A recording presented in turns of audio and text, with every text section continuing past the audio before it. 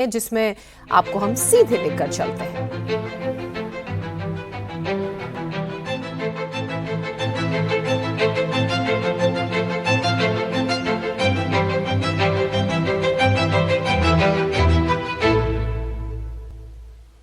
मेरे प्यारे देशवासियों, नमस्कार। मन की बात यानी देश के सामूहिक प्रयासों की बात, देश की उपलब्धियों की बात, जन जन के सामर्थ्य की बात। मन की बात यानी देश के युवा सपनों, देश के नागरिकों की आकांक्षाओं की बात। मैं पूरे महीने मन की बात का इंतजार करता रहता हूं ताकि आपसे सीधा संवाद कर सकूं। कितने ही सारे संदेश, कितने ही मैसेजेस। मेरा पूरा प्रयास रहता है कि ज्यादा से ज्यादा संदेश को पढूं, आपके सुझावों पर मंथन करूं। साथियों, आज बड़ा ही खास दिन है। आज एनसीसी दिवस है। एनसीसी का नाम सामने आते ही हमें स्कूल कॉलेज के दिन याद आ जाते हैं।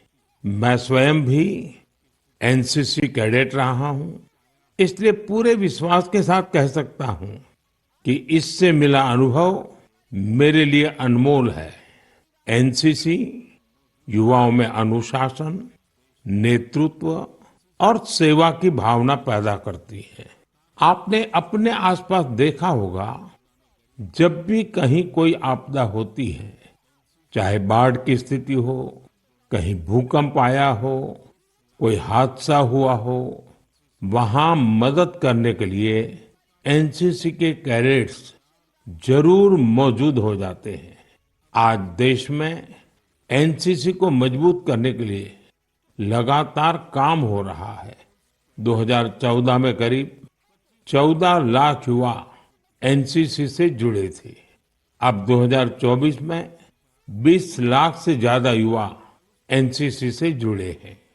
पहले के मुकाबले 5,000 और नए स्कूल कॉलेजों में अब एनसीसी की सुविधा हो गई है। और सबसे बड़ी बात, पहले एनसीसी में गर्ल्स कैडेट्स की संख्या करीब 25% के आसपास ही होती थी। अब एनसीसी में गर्ल्स कैडेट्स की संख्या करीब करीब 40% हो गई है। बॉर्डर किनारे रहने वाले युवाओं को ज्यादा से ज्यादा एनसीसी से जोड़ने का अभियान भी लगातार जारी है। मैं युवाओं से आग्रह करूंगा कि ज्यादा से ज्यादा संख्या में एनसीसी से जुड़े। आप देखिएगा, आप किसी भी कैरियर में जाए, एनसीसी से आपके व्यक्तित्व निर्माण में बड़ी मदद मिलेगी। साथियों, विकसित भारत के निर्माण में युवाओं का रोल बहुत बड़ा है। युवा मन जब एकजुट होकर देश की आगे की यात्रा के लिए मंथन करते हैं, चिंतन करते हैं, तो निश्चित रूप से इसके ठोस रास्ते निकलते हैं। आप जानते हैं, 12 जनवरी को स्वामी विवेकानंद जी की जयंती पर देश युवा दिवस मनाता है। अगले साल स्वामी विवेकानंद जी की 162वीं जयंती है। इस बार इसे बहुत खास तरीके से मनाया जाएगा। इस अवसर पर 11-12 जनवरी को दिल्ली के भारत मंडपम में युवा विचारों का महाकुंभ होने जा रहा है। और इस पहल का नाम है Viksit Bharat young leaders dialogue. Bharat भर से करोड़ों युवा इसमें भाग लेंगे। गांव, ब्लॉक, जिले, राज्य और वहां से निकलकर के चुने हुए ऐसे 2000 युवा भारत मंडपम में विकसित भारत यंग लीडर्स डायलॉग के लिए जुटेंगे। आपको याद होगा, मैंने लाल किले की प्राचीर से ऐसे युवाओं से राजनीति में आने का आह्वान किया है जिनके परिवार का कोई भी व्यक्ति और पूरे परिवार का पॉलिटिकल बैकग्राउंड नहीं है, ऐसे 1 लाख युवाओं को, नए युवाओं को राजनीति से जोड़ने के लिए देश में कई तरह के विशेष अभियान चलेंगे। विकसित भारत यंग लीडर्स डायलॉग भी ऐसा ही एक प्रयास है। इसमें देश और विदेश से एक्सपर्ट्स आएंगे, अनेक राष्ट्रीय और अंतर्राष्ट्रीय हस्तियां भी रहेगी। मैं भी इसमें ज्यादा से ज्यादा समय उपस्थित रहूंगा। युवाओं के सीधे हमारे सामने अपने आइडियाज को रखने का अवसर मिलेगा। देश इन आइडियाज को कैसे आगे लेकर जा सकता है, कैसे एक ठोस रोडमैप बन सकता है, इसका एक ब्लूप्रिंट तैयार किया जाएगा। तो आप भी तैयार हो जाइए। जो भारत के भविष्य का निर्माण करने वाले हैं, जो देश की भावी पीढ़ी है, उनके लिए ये बहुत बड़ा मौका आ रहा है। आइए मिलकर देश बनाएं, देश को विकसित बनाएं। मेरे प्यारे देशवासियों, मन की बात में हम अक्सर ऐसे युवाओं की चर्चा करते हैं जो निस्वार्थ भाव से समाज के लिए काम कर रहे हैं। ऐसे कितने ही युवा हैं जो लोगों की छोटी छोटी समस्याओं का समाधान निकालने में जुटे हैं। हम अपने आसपास देखें तो कितने ही लोग दिख जाते हैं जिन्हें किसी न किसी तरह की मदद चाहिए, कोई जानकारी चाहिए। मुझे ये जानकर अच्छा लगा, कुछ युवाओं ने समूह बनाकर इस तरह की बात को भी एड्रेस किया है। जैसे लखनऊ के रहने वाले वीरेंद्र हैं, वो बुजुर्गों को डिजिटल लाइफ सर्टिफिकेट के काम में मदद करते हैं। आप जानते हैं कि नियमों के मुताबिक सभी पेंशनर्स को साल में एक बार लाइफ सर्टिफिकेट जमा कराना होता है। 2014 तक इसकी प्रक्रिया यह थी, इसे बैंकों में जाकर बुजुर्ग को खुद जमा करना पड़ता था। आप कल्पना कर सकते हैं कि इससे हमारे बुजुर्गों को कितनी असुविधा होती थी। अब ये व्यवस्था बदल चुकी है। अब डिजिटल लाइफ सर्टिफिकेट देने से चीजें बहुत ही सरल हो गई हैं। बुजुर्गों को बैंक नहीं जाना पड़ता। बुजुर्गों को टेक्नोलॉजी की वजह से कोई दिक्कत ना आए, इसमें वीरेंद्र जैसे युवाओं की बड़ी भूमिका है। वो अपने क्षेत्र के बुजुर्गों को इसके बारे में जागरूक करते रहते हैं। इतना ही नहीं, वो बुजुर्गों को टैक्स सेवी भी बना रहे हैं। ऐसे ही प्रयासों से आज डिजिटल लाइफ सर्टिफिकेट पाने वालों की संख्या 80 लाख के आंकड़े को पार कर गई है। इनमें से 2 लाख से ज्यादा ऐसे बुजुर्ग हैं जिनकी आयु 80 के भी पार हो गई है। साथियों, कई शहरों में युवा बुजुर्गों को डिजिटल क्रांति में भागीदार बनाने के लिए भी आगे आ रहे हैं। भोपाल के महेश ने अपने मोहल्ले के कई बुजुर्गों को मोबाइल के माध्यम से पेमेंट करना सिखाया है। इन बुजुर्गों के पास स्मार्टफोन तो था, लेकिन उसका सही उपयोग बताने वाला कोई नहीं था। बुजुर्गों को डिजिटल अरेस्ट के खतरे से बचाने के लिए भी युवा आगे आए हैं। अहमदाबाद के राजीव लोगों को डिजिटल अरेस्ट के खतरे से आगाह करते हैं। मैंने मन की बात के पिछले एपिसोड में डिजिटल अरेस्ट की चर्चा की थी। इस तरह के अपराध के सबसे ज्यादा शिकार बुजुर्ग ही बनते हैं। ऐसे में हमारा दायित्व है कि हम उन्हें जागरूक बनाएं और साइबर फ्रॉड से बचने में मदद करें।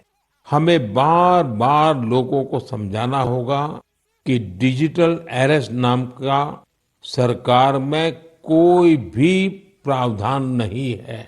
ये सरासर झूठ, लोगों को फंसाने का एक षड्यंत्र है।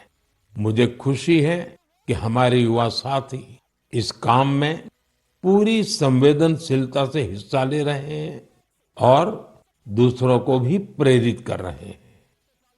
मेरे प्यारे देशवासियों, आजकल बच्चों की पढ़ाई को लेकर कई तरह के प्रयोग हो रहे हैं। कोशिश यही है कि हमारे बच्चों में क्रिएटिविटी और बढ़े, किताबों के लिए उनमें प्रेम और बढ़े। कहते भी हैं, किताबें इंसान की सबसे अच्छी दोस्त होती हैं। और अब इस दोस्ती को मजबूत करने के लिए लाइब्रेरी से ज्यादा अच्छी जगह और क्या होगी। मैं चेन्नई का एक उदाहरण आपसे शेयर करना चाहता हूं। यहाँ बच्चों के लिए एक ऐसी लाइब्रेरी तैयार की गई है जो क्रिएटिविटी और लर्निंग का हब बन चुकी है। इसे प्रकृत अरिवगम के नाम से जाना जाता है। इस लाइब्रेरी का आइडिया टेक्नोलॉजी की दुनिया से जुड़े श्रीराम गोपालन जी की देन है। विदेश में अपने काम के दौरान वे लेटेस्ट टेक्नोलॉजी की दुनिया से जुड़े रहे, लेकिन वो बच्चों में पढ़ने और सीखने की आदत विकसित करने के बारे में भी सोचते रहे। भारत लौटकर उन्होंने प्रकृत अरिवगम को तैयार किया। इसमें 3000 से अधिक किताबें हैं जिन्हें पढ़ने के लिए बच्चों में होड़ लगी रहती है। किताबों के अलावा इस लाइब्रेरी में होने वाली कई तरह की एक्टिविटीज भी बच्चों को लुभाती है। स्टोरी टेलिंग सेशन हो, आर्ट वर्कशॉप्स हो, memory training classes, robotics lesson या फिर पब्लिक स्पीकिंग, यहाँ हर किसी के लिए कुछ न कुछ जरूर है जो उन्हें पसंद आता है। साथियों, हैदराबाद में फूड फॉर थॉट फाउंडेशन ने भी कई शानदार लाइब्रेरीज बनाई है। इनका भी प्रयास यही है कि बच्चों को ज्यादा से ज्यादा विषयों पर ठोस जानकारी के साथ पढ़ने के लिए किताबें मिले। बिहार में गोपालगंज के प्रयोग लाइब्रेरी की चर्चा तो आसपास के कई शहरों में होने लगी है। इस लाइब्रेरी से करीब 12 गांवों के युवाओं को किताबें पढ़ने की सुविधा मिलने लगी है। साथ ही ये लाइब्रेरी पढ़ाई में मदद करने वाली दूसरी जरूरी सुविधाएं भी उपलब्ध करा रही है। कुछ लाइब्रेरीज तो ऐसी हैं जो प्रतियोगी परीक्षाओं की तैयारी में स्टूडेंट्स के बहुत काम आ रही है। ये देखना वाकई बहुत सुखद है कि समाज को सशक्त बनाने में आज लाइब्रेरी का बेहतरीन उपयोग हो रहा है। आप भी किताबों से दोस्ती बढ़ाइए और देखिए कैसे आपके जीवन में बदलाव आता है। मेरे प्यारे देशवासियों, परसों रात ही मैं दक्षिण अमेरिका के देश गयाना से लौटा हूँ। भारत से हजारों किलोमीटर दूर गयाना में भी एक मिनी भारत बसता है। आज से लगभग 180 वर्ष पहले गयाना में भारत के लोगों को खेतों में मजदूरी के लिए, दूसरे कामों के लिए ले जाया गया था। आज गयाना में भारतीय मूल के लोग राजनीति, व्यापार, शिक्षा और संस्कृति के हर क्षेत्र में गयाना का नेतृत्व कर रहे हैं। गयाना के राष्ट्रपति डॉक्टर इरफान अली भी भारतीय मूल के हैं, जो अपनी भारतीय विरासत पर गर्व करते हैं। जब मैं गयाना में था, तभी मेरे मन में एक विचार आया था, जो मैं मन की बात में आपसे शेयर कर रहा हूँ। गयाना की तरह ही दुनिया के दर्जनों देशों में लाखों की संख्या में भारतीय हैं। दशकों पहले की, 200-300 साल पहले की उनके पूर्वजों की अपनी कहानियां हैं। क्या आप ऐसी कहानियों को खोज सकते हैं कि किस तरह भारतीय प्रवासियों ने अलग अलग देशों में अपनी पहचान बनाई, कैसे उन्होंने वहां की आजादी की लड़ाई के अंदर हिस्सा लिया, कैसे उन्होंने अपनी भारतीय विरासत को जीवित रखा। मैं चाहता हूं कि आप ऐसी सच्ची कहानियों को खोजें और मेरे साथ शेयर करें। आप इन कहानियों को नमो ऐप पर या माय गॉव पर #इंडियन डायस्पोरा स्टोरीज के साथ भी शेयर कर सकते हैं। साथियों, आपको ओमान में चल रहा एक एक्स्ट्रा ऑर्डिनरी प्रोजेक्ट भी बहुत दिलचस्प लगेगा। अनेकों भारतीय परिवार कई शताब्दियों से ओमान में रह रहे हैं। इनमें से ज्यादातर गुजरात के कच्छ से जाकर बसे हैं। इन लोगों ने व्यापार के महत्वपूर्ण लिंक तैयार किए थे। आज भी उनके पास ओमानी नागरिकता है, लेकिन भारतीयता उनकी रग रग में बसी है। ओमान में भारतीय दूतावास और नेशनल आर्काइव्स ऑफ इंडिया के सहयोग से एक टीम ने इन परिवारों की हिस्ट्री को प्रिजर्व करने का काम शुरू किया है। इस अभियान के तहत अब तक हजारों डॉक्यूमेंट्स जुटाए जा चुके हैं। इनमें diary, account book, ledgers, letters और टेलीग्राम शामिल है। इनमें से कुछ दस्तावेज तो सन 1838 के भी हैं। ये दस्तावेज भावनाओं से भरे हुए हैं। बरसों पहले जब वो ओमान पहुंचे तो उन्होंने किस प्रकार का जीवन जिया, किस तरह के सुख दुख का सामना किया और ओमान के लोगों के साथ उनके संबंध कैसे आगे बढ़े, ये सब कुछ इन दस्तावेजों का हिस्सा है। ओरल हिस्ट्री प्रोजेक्ट ये भी इस मिशन का एक महत्वपूर्ण आधार है। इस मिशन में वहां के वरिष्ठ लोगों ने अपने अनुभव साझा किए हैं। लोगों ने वहां अपने रहन सहन से जुड़ी बातों को विस्तार से बताया है। साथियों, ऐसा ही एक ओरल हिस्ट्री प्रोजेक्ट भारत में भी हो रहा है। इस प्रोजेक्ट के तहत इतिहास प्रेमी देश के विभाजन के कालखंड में पीड़ितों के अनुभवों का संग्रह कर रहे हैं। अब देश में ऐसे लोगों की संख्या कम ही बची है जिन्होंने विभाजन की विभीषिका को देखा है। ऐसे में यह प्रयास और ज्यादा महत्वपूर्ण हो गया है। साथियों, जो देश, जो स्थान अपने इतिहास को संजो कर रखता है, उसका भविष्य भी सुरक्षित रहता है। इसी सोच के साथ एक प्रयास हुआ है जिसमें गांवों के इतिहास को संजोने वाली एक डायरेक्टरी बनी है।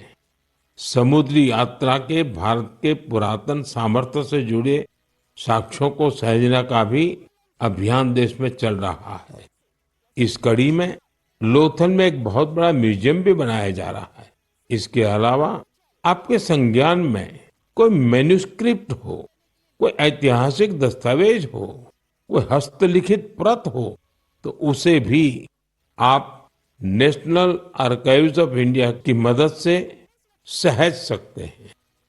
साथियों, मुझे स्लोवाकिया में हो रहे ऐसे ही एक और प्रयास के बारे में पता चला है जो हमारी संस्कृति को संरक्षित करने और उसे आगे बढ़ाने से जुड़ा है।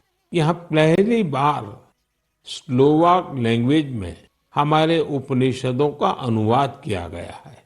इन प्रयासों से भारतीय संस्कृति के वैश्विक प्रभाव का भी पता चलता है। हम सभी के लिए ये गर्व की बात है कि दुनिया भर में ऐसे करोड़ों लोग हैं जिनके हृदय में भारत बसता है। मेरे प्यारे देशवासियों, अब मैं आपसे देश की एक ऐसी उपलब्धि साझा करना चाहता हूं जिसे सुनकर आपको खुशी भी होगी और गौरव भी होगा, और अगर आपने नहीं किया है तो शायद पछतावा भी होगा। कुछ महीने पहले हमने एक पेड़ मां के नाम अभियान शुरू किया था। इस अभियान में देश भर के लोगों ने बहुत उत्साह से हिस्सा लिया। मुझे ये बताते हुए बहुत खुशी हो रही है कि इस अभियान ने 100 करोड़ पेड़ लगाने का अहम पड़ाव पार कर लिया है। 100 करोड़ पेड़, वो भी सिर्फ 5 महीनों में। ये हमारे देशवासियों के अथक प्रयासों से ही संभव हुआ है। इससे जुड़ी एक और बात जानकर आपको गर्व होगा। एक पेड़ मां के नाम अभियान अब दुनिया के दूसरे देशों में भी फैल रहा है। जब मैं गयाना में था तो वहां भी इस अभियान का साक्षी बना। वहां मेरे साथ गयाना के राष्ट्रपति डॉक्टर इरफान अली, उनकी पत्नी की माताजी और परिवार के बाकी सदस्य एक पेड़ मां के नाम अभियान में शामिल हुए। साथियों, देश के अलग अलग हिस्सों में ये अभियान लगातार चल रहा है। मध्य प्रदेश के इंदौर में एक पेड़ मां के नाम अभियान के तहत पेड़ लगाने का रिकॉर्ड बना है। यहाँ 24 घंटे में 12 लाख से ज्यादा पेड़ लगाए गए। इस अभियान की वजह से इंदौर की रेवती हिल्स के बंजर इलाके अब ग्रीन जोन में बदल जाएंगे। राजस्थान के जैसलमेर में इस अभियान के द्वारा एक अनोखा रिकॉर्ड बना। यहाँ महिलाओं की एक टीम ने 1 घंटे में 25,000 पेड़ लगाए। माताओं ने मां के नाम पेड़ लगाया और दूसरों को भी प्रेरित किया। यहाँ एक ही जगह पर 5,000 से ज्यादा लोगों ने मिलकर पेड़ लगाए। ये भी अपने आप में एक रिकॉर्ड है। एक पेड़ मां के नाम अभियान के तहत कई सामाजिक संस्थाएं स्थानीय जरूरतों के हिसाब से पेड़ लगा रही है। उनका प्रयास है कि जहां पेड़ लगाए जाएं, वहां पर्यावरण के अनुकूल पूरा इकोसिस्टम डेवलप हो। इसलिए ये संस्थाएं कई औषधीय पौधे लगा रही हैं, तो कहीं चिड़ियों का बसेरा बनाने के लिए पेड़ लगा रही है। बिहार में जीविका सेल्फ हेल्प ग्रुप की महिलाओं ने 75 लाख पेड़ लगाने का अभियान चला रही है। इन महिलाओं का फोकस फल वाले पेड़ों पर है, जिससे आने वाले समय में आय भी की जा सके।